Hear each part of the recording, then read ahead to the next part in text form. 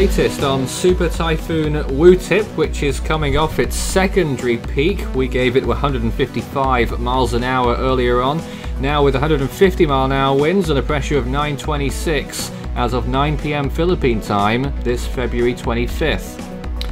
On the CDPS scale, this is assuming that the storm reaches any land areas. We're taking Okinotorishima as an example this time.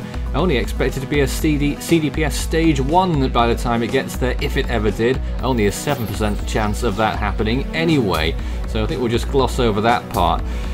This is the wind field, and you can see where it is in relation to the Mariana Islands into the Philippine Sea now. Still at category 4 status, 14.3 north, 140 degrees east exactly, 501 miles from Okinotorishima, 1,048 miles from Catanduanes in the Philippines, 1130 from Naga, 1222 from Santa Ana, and 1275 from Manila. No warnings are in effect at this time. The Philippines, of course, will be watching this storm very closely. It doesn't look like it's going to strike the Philippines with any power at all. It will probably be a remnant low if it does arrive at the Philippines at all.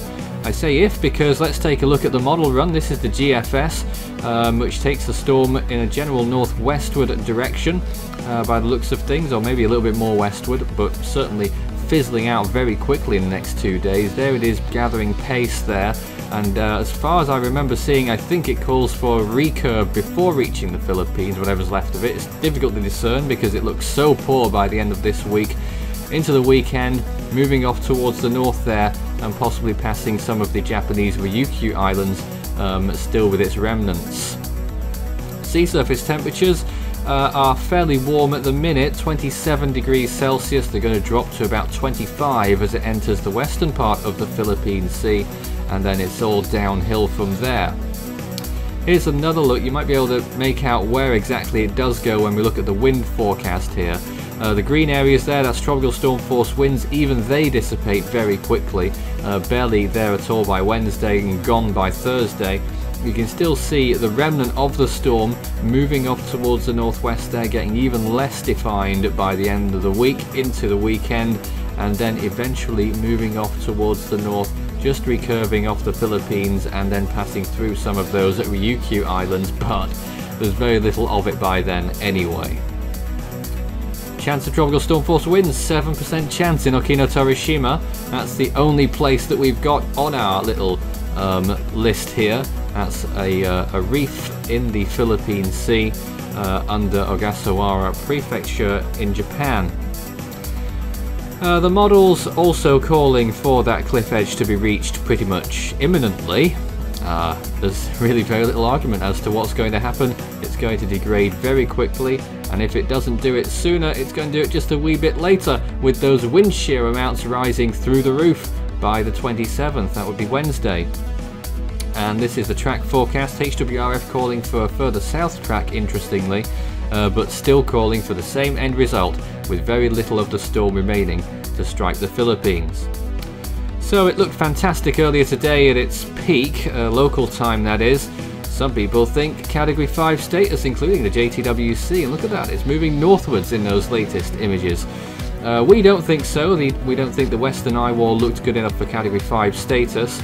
Not as good as its first peak, which we did call category 5 if you missed it. It's a very strange storm, but there it is right now, and it looks like that weakening phase is going to start in earnest very soon.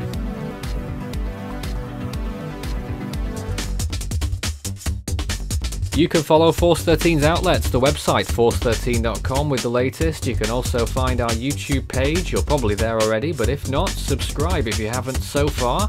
You can also find our Facebook page, Force 13 all in text, and it's at Force 13 on Twitter if you'd like to get in touch with us on there.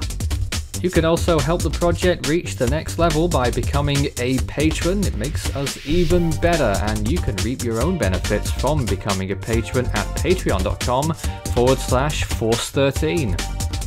With a special thanks to these patrons, too many to read out individually, but we thank them very much for their support through the project over several months now.